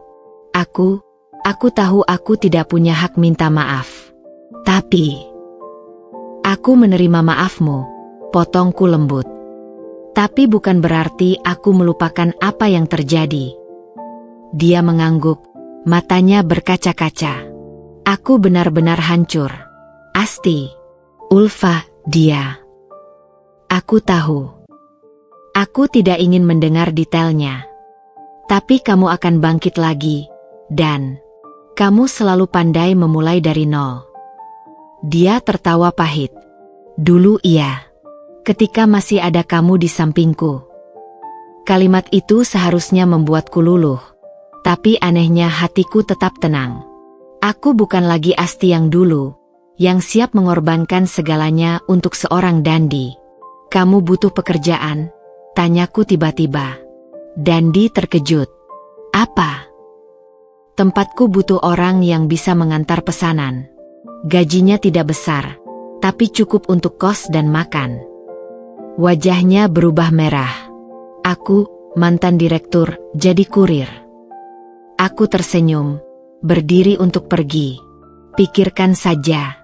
No pressure. Ketika aku mulai menjauh, dia memanggilku. Asti, kenapa? Kenapa kamu membantuku setelah semua yang kulakukan? Aku berbalik, memandangi wajah pria yang dulu kucintai itu. Bukan untukmu, dan untuk diriku sendiri. Agar aku tahu bahwa aku bisa menjadi orang yang lebih baik dari kesalahan masa laluku. Di perjalanan pulang, hujan mulai turun membasahi jalanan berdebu. Tetesan air itu terasa segar di kulitku, seperti pembersihan, seperti awal baru. Dan untuk pertama kalinya sejak meninggalkan Jakarta, aku benar-benar merasa bebas dari beban masa lalu. Minggu-minggu berikutnya, aku sibuk mengembangkan bisnis catering kecilku yang mulai banyak diminati. Nasi bakar daun jeruk dengan sambal mata khas resepku menjadi favorit para ekspatriat. Dan pesanan mulai berdatangan tidak hanya dari sekitar Bingin, tapi juga dari Seminyak dan Canggu. Setiap pagi, aku bangun dengan semangat baru, menikmati proses memilih bahan di pasar, memasak dengan penuh cinta, dan melihat senyum puas pelanggan saat mereka mencicipi hidanganku. Suatu sore, saat aku sedang beristirahat di beranda belakang sambil menikmati kelapa muda, teleponku berdering. Lisa di seberang sana terdengah-dengah seperti biasa. "Asti, kamu harus lihat ini." Suaranya penuh dengan nada dramatis. "Aku baru saja dapat kiriman dari temanku di Jakarta." Sebelum sempat bertanya, WhatsAppku berbunyi dengan beberapa foto yang membuatku tersedak minum air kelapa. Foto-foto itu menunjukkan Ulfa, dengan rambut pirang platinumnya yang khas, sedang berpelukan mesra dengan seorang pria berbadan tegap di lobi sebuah hotel mewah. Yang membuatku terkejut, pria itu bukan sembarang orang, tapi Hendra Wijaya, pengusaha properti terkenal yang sering muncul di majalah bisnis. Lihat caption Instagramnya. Lisa berseru. Aku membuka aplikasi dan menemukan akun Ulfa yang penuh dengan foto-foto terbarunya bersama Hendra. "When God finally sends you a real man, hati merah 12 set level up," tertulis di salah satu fotonya dengan hashtag yang begitu menusuk. Dan tebak apa? Lisa melanjutkan. Dia memposting ini tepat seminggu setelah Dandi di PHK. Cepat sekali beralihnya. Aku mengamati lebih detail foto-foto itu. Ulfa masih dengan gaya yang sama, tas Hermes terbaru, perhiasan berkilauan, dan senyum penuh kemenangan. Tapi kali ini, ada sesuatu yang berbeda di matanya. Jika dulu dia memandang kamera dengan ekspresi manja dan menggoda, sekarang ada kilau keserakahan yang lebih tajam, lebih terang-terangan. Aku dengar dari teman di mereka, Ulfa sengaja mendekati Hendra karena tahu dia sedang proses cerai dengan istrinya. Bisik Lisa penuh semangat gosip. Dan yang lebih gila, istri Hendra itu ternyata sosialitas senior yang punya banyak koneksi. Aku memejamkan mata, tiba-tiba merasa lelah dengan semua drama ini. "Lisa, aku tidak tertarik dengan..." "Tunggu, ada lagi," potong Lisa. Dia baru saja memposting story lagi. Lihat. Aku membuka Instagram dan melihat story terbaru Ulfa. Sebuah video pendek di mana dia dengan bangga menunjukkan cincin berlian besar di jari manisnya. Somedai Sun, wajah dengan sebelah mata mengedip cincin. Tertulis di atasnya dengan emotikon bermata berbinar. Astaga, dia benar-benar tidak berubah. Gumamku. Yang lebih parah, lanjut Lisa. Aku dengar dia sengaja menyombongkan diri di depan teman-teman Dandi bahwa dia sekarang mendapatkan upgrade. Bahkan kabarnya dia bilang Dandi cuma batu loncatan. Mendengar itu, dadaku sesak membayangkan betapa hancurnya Dandi. Meski semua yang terjadi adalah kesalahannya sendiri, tetap saja tidak ada orang yang pantas diperlakukan seperti itu. Keesokan harinya, ketika aku sedang mengantarkan pesanan ke sebuah villa di Uluwatu, tak sengaja aku melewati sebuah kafe kecil di tepi jalan. Di teras belakang, duduk seorang perempuan dengan topi lebar dan kacamata hitam besar. Tapi aku tetap langsung mengenalinya. Ulfa. Dia sedang berbicara keras dengan seseorang di telepon. Aku tidak peduli. Aku mau suite-nya yang menghadap laut. Apa? Kamu pikir aku mau tidur di kamar biasa seperti orang miskin? Tanpa bermaksud menguping, aku berjalan perlahan sambil pura-pura mengatur kotak makanan di tas. Pokoknya bilang sama Hendra, kalau dia serius mau nikah sama aku, harus berani investasi. Iya, aku tahu istrinya masih proses cerai, tapi itu urusannya. Suaranya semakin tinggi, menarik perhatian beberapa pengunjung lain. Ulfa tampak tidak peduli, terus berbicara dengan nada menggertak. Dan bilang juga, aku mau tas Birkin warna biru elektrik sebelum bulan depan. Yang limited edition itu. Saat itu, mataku tertarik pada sesuatu yang aneh. Di pergelangan tangan Ulfa, yang biasanya penuh dengan gelang-gelang mewah, sekarang hanya ada satu jam tangan yang terlihat sangat familiar. Rolex Daytona milik Dandi yang dulu dia bilang sedang diservis. Tiba-tiba, seperti merasakan tatapanku, Ulfa menoleh dan mata kami bertemu. Untuk sepersekian detik, aku melihat kejutan di wajahnya sebelum cepat-cepat diganti dengan senyum sombong. Well, kalau bukan si Asti, katanya dengan menggoyangkan gelas smoothie-nya. Dengar-dengar kamu jadi koki kelas rendahan di sini ya? Aku tersenyum tipis. Lebih baik jujur bekerja daripada jadi parasit, bukan? Wajah Ulfa berubah merah. Kamu pikir kamu suci? Aku tahu Dandi sudah jadi pengirim makanan untukmu. Kasihan sekali mantan direktur jadi budak mantan istrinya. Setidaknya dia mau bekerja jujur. Jawabku tenang.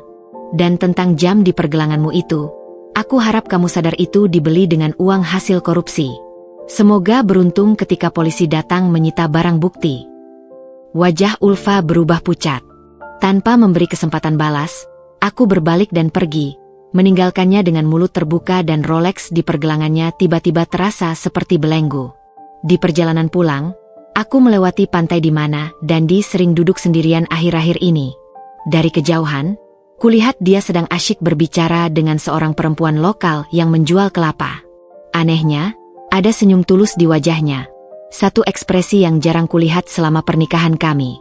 Mungkin, pikirku, kadang kita harus benar-benar jatuh ke dasar sebelum bisa menemukan diri kita yang sebenarnya. Dan untuk Dandi, mungkin kehilangan segalanya, termasuk wanita seperti Ulfa, adalah anugerah terselubung. Sementara untukku, melihat drama mereka dari jauh seperti menonton episode terakhir sebuah sinetron panjang, tak lagi menyakitkan, hanya mengingatkanku betapa beruntungnya aku bisa keluar dari lingkaran itu. Hujan turun deras membasahi jalanan tanah di sekitar villa ketika terdengar ketukan pelan di pintu pagar kayuku. Jam sudah menunjukkan pukul 9 malam. Waktunya biasanya aku sudah bersiap tidur setelah seharian bekerja.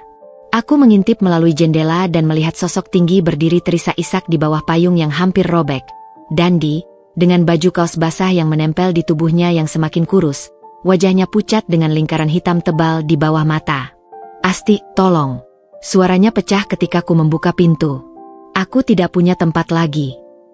Air hujan yang menetes dari rambutnya membasahi lantai teras. Bau alkohol menyengat dari napasnya. Tapi matanya yang merah menunjukkan dia lebih sedih daripada mabuk. Aku menghela napas panjang sebelum membuka pintu lebar-lebar, membiarkannya masuk ke ruang tamu kecilku yang hangat. Dengan tangan gemetar, Dandi menyerahkan sebuah surat kepadaku. Surat pemutusan kontrak kosnya karena tidak bisa membayar selama 3 bulan berturut-turut. Aku sudah mencoba segala cara, katanya sambil menatap lantai. Tidak ada yang mau mempekerjakan mantan narapidana. Aku terkejut. Narapidana. Dia mengangguk pelan, matanya menghindari tatapanku. 2 bulan di penjara karena penggelapan dana perusahaan. Istri Hendra, mantan istri Hendra, ternyata punya koneksi kejaksaan. Aku diam, mencerna informasi ini. Dandi yang dulu begitu bangga dengan reputasinya, sekarang menjadi orang yang hancur lebur. Asti. Tiba-tiba dia berlutut di hadapanku. Tangannya mencoba memegang tanganku yang kusimpalkan. Aku tahu aku tidak pantas meminta apa-apa. Tapi tolong, beri aku kesempatan terakhir. Aku akan berubah, aku bersumpah. Air matanya jatuh membasahi celana jeans kumal yang jelas sudah lama tidak dicuci. Aku sudah kehilangan segalanya. Pekerjaan, reputasi, bahkan Ulfa. Suaranya pecah ketika menyebut nama itu. Tapi yang paling menyakitkan adalah menyadari betapa aku menyia-nyiakan cintamu. Aku menarik napas dalam, memandangi pria yang dulu kucintai ini yang sekarang hancur di hadapanku. Ada bagian diriku yang ingin memeluknya, mengatakan semuanya akan baik-baik saja. Tapi ada bagian lain yang lebih besar, bagian yang sudah sembuh dan menjadi bijak, tahu bahwa ini bukan jalan yang benar. Dandi, ucapku pelan sambil menarik tanganku perlahan. Kamu tidak kehilangan segalanya. Kamu masih punya hidup, punya kesehatan, dan punya peluang untuk memulai lagi. Dia menggeleng keras, air matanya makin deras. Tidak ada yang mau menerimaku. Asti, aku sudah mencoba. Kamu belum mencoba yang terbaik, jawabku tegas. Dulu kamu selalu bilang bisa membangun segala sesuatu dari nol. Sekarang saatnya membuktikan itu, tanpa mengandalkan wanita, tanpa jalan pintas. Dandi terdiam lama, tubuhnya terguncang oleh isak tangis yang dalam.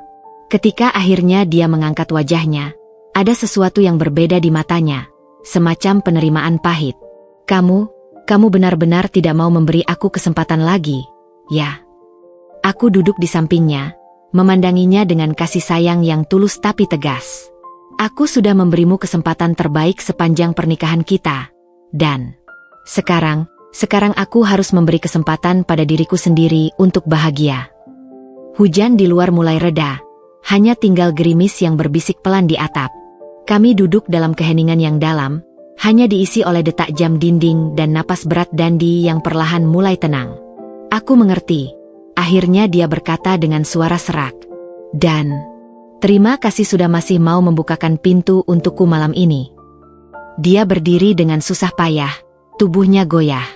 Aku mengambil beberapa lembar uang dari laci dan menyelipkannya ke saku jaketnya. Ini untuk kos seminggu di penginapan dekat pasar. Besok pagi, warung Ibu Ketut di ujung jalan butuh orang untuk membantu memasak. Upahnya kecil, tapi cukup untuk makan dan tempat tinggal. Dandi memandangiku dengan mata berkaca-kaca. Kenapa? Kenapa kamu masih membantuku setelah semua yang kulakukan? Aku tersenyum kecil.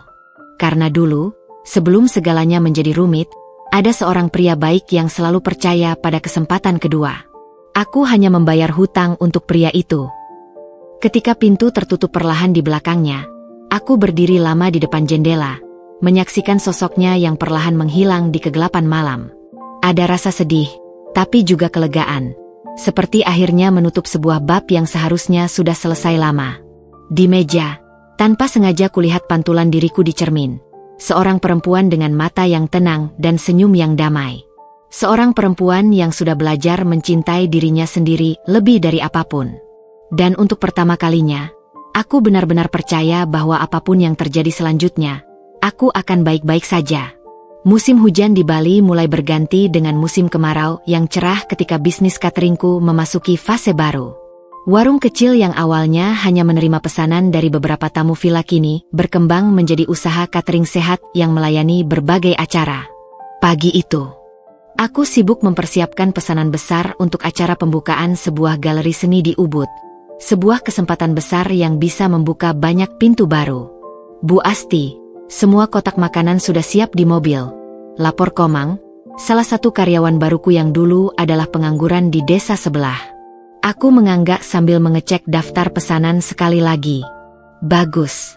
Pastikan kita bawa ekstra sambal matah.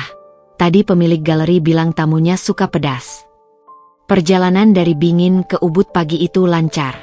Matahari bersinar cerah, menerangi sawah-sawah terasering yang mulai menguning. Ketika kami tiba di lokasi, galeri itu sudah ramai dengan persiapan acara.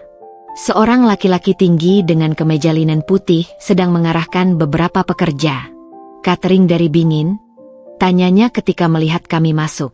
Iya, Pak. Pesanan Ibu Clara. Jawabku sambil mengawasi Komang dan yang lain mulai mengatur meja prasmanan.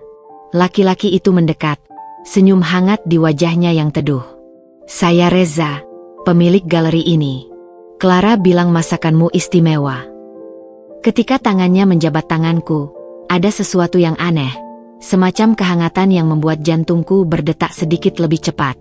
Matanya yang hijau kecoklatan memancarkan ketulusan yang langka ditemui di dunia seni yang biasanya penuh kepura-puraan. Kami akan berusaha tidak mengecewakan, jawabku sambil segera menarik tanganku, tiba-tiba merasa tidak nyaman dengan perasaannya sendiri. Sepanjang acara, aku sibuk mengawasi penyajian dan memastikan semua tamu terlayani dengan baik. Tapi tanpa kusadari, mataku seringkali tertarik mengikuti gerak-gerik Reza yang dengan luwes memandu tamu-tamu penting, menjelaskan setiap karya seni dengan pengetahuan mendalam, dan sesekali melemparkan senyuman ke arahku yang membuat pipiku terasa hangat. Kamu tidak mencoba masakanmu sendiri. Tiba-tiba suaranya terdengar di sampingku, membuatku terkejut. Aku berbalik dan melihatnya berdiri dengan piring kecil berisi beberapa menu andalanku. Saya sudah mencobanya saat masak, jawabku kikuk. Reza tertawa. Suaranya dalam dan hangat seperti sinar matahari sore. Maksudku, kamu harus ikut menikmati hasil kerjamu yang luar biasa ini. Nasi bakarnya benar-benar istimewa. Kami akhirnya duduk bersama di sebuah bangku kecil di teras galeri. Reza bercerita tentang perjalanannya sebagai kurator seni, tentang kecintaannya pada budaya Bali, dan mimpinya untuk menghubungkan seniman lokal dengan pasar internasional. Ada cara dia berbicara yang membuatku terpikat, penuh gairah tapi tidak arogan, percaya diri tapi tetap rendah hati. Dan kamu? Tanyanya sambil menyeruput es kelapa muda. Apa yang membuat seorang wanita Jakarta memilih meninggalkan kehidupan kota untuk membuat nasi bakar di Bali? Pertanyaan itu mengguncangku. Selama ini, tidak ada yang pernah menanyakan kisah di balik keputusanku pindah ke Bali. Kebanyakan orang hanya mengangguk-angguk ketika aku bilang, butuh perubahan. Awalnya hanya untuk menyembuhkan luka, aku mengakui dengan jujur, sesuatu tentangnya membuatku ingin terbuka. Tapi kemudian aku menemukan bahwa memasak untuk orang lain, itu seperti terapi. Matanya memancarkan pemahaman yang dalam, seolah bisa membaca semua rasa sakit di balik kata-kataku yang sederhana. Luka yang sembuh seringkali meninggalkan bekas yang indah, katanya pelan. Seperti keramik kintsugi, lebih berharga justru karena pernah pecah. Percakapan kami terputus ketika seorang asisten memanggilnya untuk pidato pembukaan. Tapi sebelum pergi, dia menyelipkan kartu namanya ke tanganku. Aku punya proyek kolaborasi antara seni dan kuliner bulan depan. Jika kamu tertarik. Sepanjang perjalanan pulang, pikiranku melayang kepada Reza dan kata-katanya yang bijak. Tiba-tiba, teleponku berdering. Lisa dengan berita terbaru tentang Dandi. Dia mulai bekerja serius di warung Ibu Ketut. Serunya bersemangat. Katanya mau nabung untuk buka usaha kecil-kecilan. Aku tersenyum mendengar kabar itu. Bagus untuknya. Dan kamu? Ada perkembangan menarik di Bali. Nada suaranya tiba-tiba penuh kecurigaan. Aku melihat kartu nama Reza yang masih kugenggam. Mungkin, jawabku samar. Tiba-tiba merasa seperti remaja yang jatuh cinta untuk pertama kalinya. Tapi ceritanya lain kali saja. Malam itu, sambil duduk di beranda menghadap laut, aku merenungkan betapa hidup ini penuh kejutan. Siapa sangka, dari reruntuhan pernikahan yang hancur, aku menemukan jalan baru yang bahkan lebih indah dari yang pernah kubayangkan. Dan mungkin, hanya mungkin, ada ruang di hatiku yang mulai bersedia untuk mencintai lagi. Kabut pagi masih menyelimuti jalanan dingin ketika aku bergegas menuju pasar untuk membeli bahan-bahan segar. Bisnis cateringku semakin berkembang. Dan hari ini ada pesanan besar untuk acara pernikahan di salah satu resort mewah. Namun, di tengah kesibukanku, pikiran masih sesekali melayang ke pertemuan dengan Reza beberapa hari lalu. Kartu namanya masih tersimpan rapi di dompetku, meski aku belum berani menghubunginya. Tiba-tiba, di pinggir jalan dekat warung kopi favoritku, kulihat sosok yang sangat familiar sedang duduk merosot di bangku kayu. Dandi. Dia mengenakan kaos lusuh yang sudah pudar warnanya, celana jeans compang-camping, dan sandal jepit yang hampir putus. Yang paling menyentuh adalah bagaimana dia dengan tekun memilah-milah uang receh di tangannya, seolah sedang menghitung apakah cukup untuk membeli semangkuk nasi bungkus. Asti, suaranya terkejut ketika menyadariku berdiri di depannya. Dengan refleks, dia berusaha menyembunyikan uang receh itu, wajahnya memerah karena malu. Sudah sarapan? Tanyaku, berusaha bersikap biasa. Dia menggeleng, matanya menghindari tatapanku. Aku baru dapat shift siang di warung Ibu Ketut. Aku memesan 2 porsi nasi campur dan 2 kopi, lalu duduk di hadapannya tanpa diminta. Dandi terlihat tidak nyaman, tangannya gemetar memegang garpu plastik. Bagaimana pekerjaanmu di warung? Aku mencoba memecah kebekuan. Dia mengangkat bahu. Lebih sulit dari yang kukira. Tapi... Dia berhenti sejenak. Setidaknya sekarang aku tidur nyenyak. Tidak ada mimpi buruk tentang utang atau ancaman penjara. Ketika makanan datang, Dandi menyantapnya dengan lahap seperti orang yang kelaparan. Aku memperhatikan tangannya yang sekarang kasar dan penuh luka kecil. Bekas kerja keras yang tidak pernah kulihat selama pernikahan kami. Aku mendengar kabar tentang Ulfa, katanya tiba-tiba, suaranya parau. Dia sekarang bersama konglomerat properti itu, ya? Aku mengangguk pelan. Kamu baik-baik saja? Dian tertawa pahit. Anehnya, iya. Setelah semua yang terjadi, aku sadar dia tidak pernah mencintaiku. Aku hanya batu loncatan. Matanya berkaca-kaca ketika menatapku. Berbeda denganmu. Kamu mencintaiku dengan tulus, dan aku menyia-nyiakannya. Piring di depannya sudah kosong, tapi dia masih memegang garpu dengan erat, seolah butuh pegangan. Aku mulai dari nol lagi. Asti. Benar-benar dari nol. Kadang aku bangun dan tidak percaya ini hidupku sekarang. Ada kesedihan yang dalam-dalam suaranya, tapi juga ketulusan yang tidak pernah kudengar sebelumnya. Dandi yang dulu begitu percaya diri dan arogan, sekarang menjadi manusia yang hancur namun lebih nyata. Aku memberinya amplop berisi uang yang sebenarnya sudah kusiapkan sejak melihat kondisinya kemarin. Ini bukan sedekah, kataku cepat ketika melihat raut wajahnya. Ini pinjaman. Untuk modal usaha kecil-kecilan seperti yang kamu rencanakan. Dandi menatap amplop itu lama sekali, seperti sedang berperang dengan dirinya sendiri antara harga diri dan kebutuhan. Akhirnya, dengan tangan gemetar, dia menerimanya. Aku akan mengembalikannya. Dengan bunga. Tidak perlu bunga. Cukup buktikan bahwa kamu bisa menjadi versi terbaik dari dirimu sekarang. Ketika kami berpisah, dia berhenti sejenak. Asti, terima kasih. Untuk semuanya. Dan aku benar-benar minta maaf. Matahari pagi sekarang sudah tinggi, menerangi jalanan dingin dengan cahaya keemasan. Aku menyaksikan Dandi berjalan perlahan menjauh. Tubuhnya yang dulu tegap sekarang sedikit membungkuk, tapi langkahnya lebih mantap dari terakhir kali kami bertemu. Di tengah perjalanan pulang, teleponku berdering. Nomor yang tidak kukenal. Halo, Asti? Ini Reza. Dari galeri di Ubud. Suaranya yang dalam langsung membuat jantungku berdetak lebih cepat. Aku ada ide untuk kolaborasi seni dan kuliner yang lebih serius. Apa kamu punya waktu bertemu minggu depan?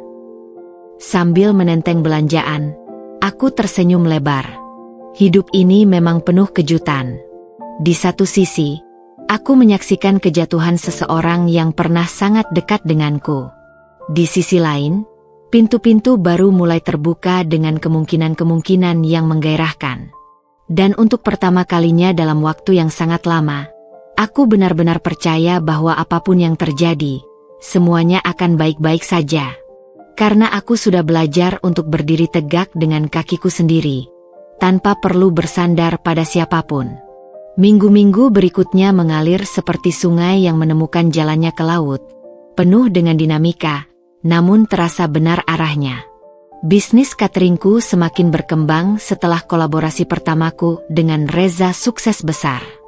Acara Rasa Rupa yang memadukan seni instalasi dengan kuliner tradisional Bali berhasil menarik perhatian media dan komunitas ekspatriat. Foto-foto hidanganku yang artistik menghiasi berbagai akun VOD ternama, dan pesanan mulai berdatangan dari berbagai penjuru Bali. Suatu sore, saat aku sedang menyiapkan menu baru di dapur kecilku, Komang datang dengan wajah berseri-seri. "Bu, ada tamu mau ketemu." Ketika aku keluar, Reza berdiri di teras dengan membawa 2 gelas kopi dari warung favoritku. "Tidak membawa nasi bakar hari ini," katanya sambil menyodorkan salah satu gelas. "Tapi kubawa kopi Bali terbaik sebagai gantinya." Senyumnya yang hangat membuat dadaku berdebar aneh. Sejak acara kolaborasi kami 2 minggu lalu, kami sudah beberapa kali bertemu untuk membicarakan proyek lanjutan. Namun hari ini, ada sesuatu yang berbeda dalam caranya memandangku. Lebih intens, lebih penuh arti. "Ada ide baru?" Tanyaku mencoba bersikap profesional, meski tangan berkeringat menggenggam gelas kopi. Reza mengangguk sambil mengeluarkan sketsa dari tasnya. "Aku punya konsep untuk pop-up restoran di galeri. 6 malam saja, dengan menu khusus yang terinspirasi dari karya seni tertentu." Matanya berbinar ketika menjelaskan visinya. "Bayangkan, tamu akan menyantap hidangan sambil dikelilingi karya seni yang menjadi inspirasinya. Seperti memasuki dunia baru." Kami menghabiskan sore itu dengan berdiskusi penuh semangat, saling melengkapi ide satu sama lain. Aku terkejut betapa mudahnya berkomunikasi dengannya. Tidak seperti dengan Dandi dulu yang selalu meremehkan pendapatku. Reza mendengarkan dengan serius setiap saranku, bahkan terkesan dengan pengetahuanku tentang rempah-rempah lokal. "Kamu berbeda dengan orang Jakarta kebanyakan," katanya tiba-tiba, matanya menatapku dalam-dalam. Aku mengerutkan kening. "Bagaimana maksudmu?" "Kebanyakan datang ke Bali untuk melarikan diri. Tapi kamu datang untuk menemukan sesuatu."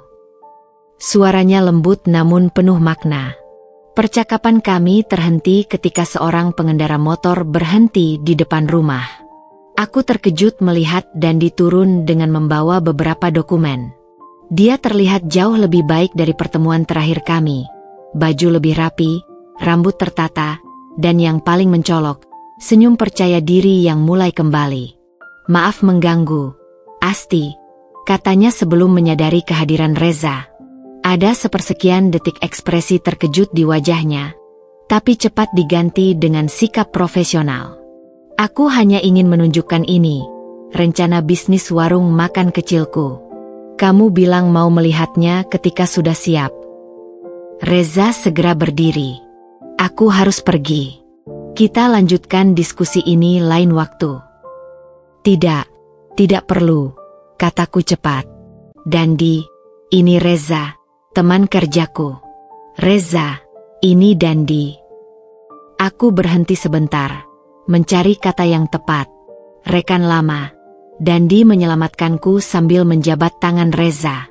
Ketika mereka berjabat tangan, ada sesuatu dalam tatapan mereka, semacam pengakuan diam-diam antara masa lalu dan masa kini. Reza segera berpamitan, berjanji akan menelepon untuk detail proyek. Dandi mengamati kepergian Reza sebelum duduk di hadapanku. "Dia baik," katanya tiba-tiba. Aku tersipu. "Kami hanya teman kerja." Dandi tersenyum, senyum yang sekarang lebih bijaksana, lebih dewasa. Aku tahu ekspresi itu, Asti. Dulu aku juga melihatnya di matamu ketika pertama kali kita bertemu. Aku tidak menjawab, sibuk memeriksa dokumen bisnisnya yang ternyata sangat profesional. "Kamu serius dengan ini?" "Lebih dari apapun dalam hidupku sekarang," jawabnya tegas. "Aku mulai dari bawah, seperti dulu pertama kali merantau ke Jakarta." Dia menatapku dengan mata jernih. "Dan aku ingin kamu tahu, pinjamanmu akan kukembalikan tepat waktu. Ini janji." Ketika Dandi pergi, aku berdiri lama di teras, memandangi langit Bali yang mulai berubah warna menjadi jingga keemasan. Dua pria dengan peran berbeda dalam hidupku. Satu mewakili masa lalu yang penuh pelajaran, satu lagi mungkin menjadi awal babak baru. Malam itu, teleponku berdering. "Reza, aku punya 2 tiket pameran seni kontemporer di Ubud besok," katanya tanpa pendahuluan. "Kalau kamu tidak sibuk, mungkin kita bisa pergi bersama, mencari inspirasi untuk proyek kita." Suaranya terdengar tidak biasa, gugup, tidak seperti biasanya yang selalu percaya diri. Aku tersenyum sendiri di kegelapan kamar. "Aku tidak sibuk," jawabku, mencoba menahan getar di suaraku. "Bagus," katanya lega. "Oh dan Asti, ini bukan urusan kerja. Aku ingin mengenalmu lebih baik, bukan sebagai mitra kerja, tapi sebagai Reza." Di luar, ombak terus menyapu pantai dengan ritme yang tenang. Seperti hidupku yang sekarang, tidak lagi bergelombang tak menentu, tapi mengalir dengan damai menuju suatu tempat yang indah. Dan untuk pertama kalinya sejak datang ke Bali, aku membiarkan diriku membayangkan kemungkinan bahagia dengan seseorang baru, tanpa rasa takut, tanpa trauma masa lalu. 2 tahun telah berlalu sejak pertama kali aku menginjakkan kaki di Bali dengan hati yang hancur dan masa depan yang tak pasti. Kini, aku berdiri di tepi pantai dingin yang sama, menyaksikan matahari terbit yang memancarkan warna emas ke permukaan laut. Namun segalanya telah berubah. Aku bukan lagi wanita yang lari dari masa lalu, melainkan seseorang yang dengan bangga memandang ke depan. Restoran kecilku, Rasa Krupa, telah menjadi destinasi kuliner terkenal di Bali. Konsep unik yang menggabungkan seni kontemporer dengan masakan tradisional yang diinovasi, menarik perhatian media internasional. Reza, yang kini tak lagi sekadar mitra bisnis tapi juga bagian terpenting dalam hidupku, berdiri di sampingku sambil memegang erat tanganku. "Gugup?" tanyanya lembut, mengecup keningku. Aku menggeleng, meski sebenarnya ada kupu-kupu kecil berkelebat di perutku. Hari ini adalah peluncuran buku resep pertamaku yang juga menceritakan perjalananku menemukan diri melalui masakan.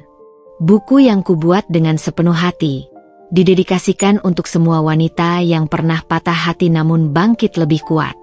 Di kejauhan, aku melihat sosok familiar berjalan mendekat.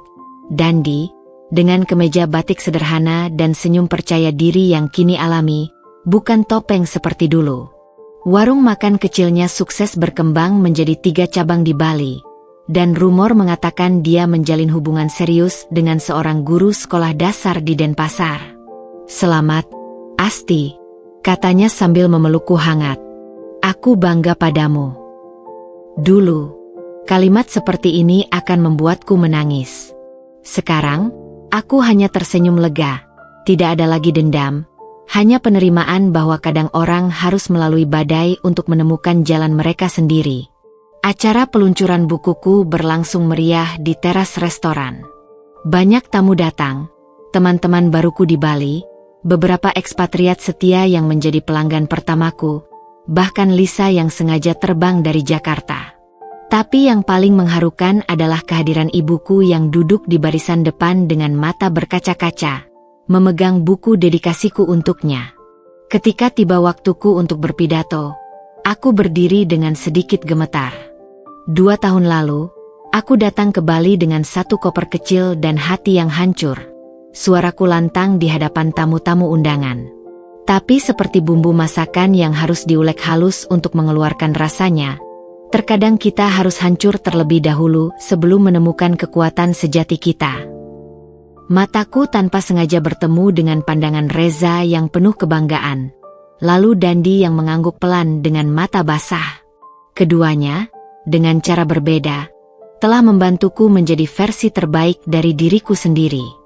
Malam itu, ketika pesta sudah usai dan bulan menggantung tinggi di langit Bali, Reza dan aku duduk di pasir yang masih menyimpan sisa kehangatan matahari. "Kamu bahagia?" tanyanya sambil memainkan jari-jarinya yang terjalin dengan milikku. Aku memandang lautan yang tak berujung, mengingat semua air mata, semua tawa, semua pelajaran yang kubawa sampai ke titik ini. "Lebih dari bahagia," jawabku. "Aku utuh." Reza tidak perlu bertanya lebih jauh. Dia mengerti, seperti halnya aku mengerti bahwa cinta sejati bukan tentang menemukan seseorang untuk melengkapi kita, tapi tentang berbagi kelengkapan diri dengan orang yang tepat. Di suatu tempat di Jakarta, mungkin Ulfa masih sibuk memamerkan tas Hermes terbarunya di media sosial. Di suatu sudut Bali, Dandi mungkin sedang merencanakan pernikahannya dengan wanita baru yang mencintainya tanpa syarat. Dan aku di sini, di pantai yang menjadi saksi transformasiku, dengan pria yang melihat kekuatan dalam kelemahanku, dengan bisnis yang kubangun dari reruntuhan hati, dengan cerita yang akhirnya kutemukan, bukan akhir yang bahagia, tapi awal yang sempurna.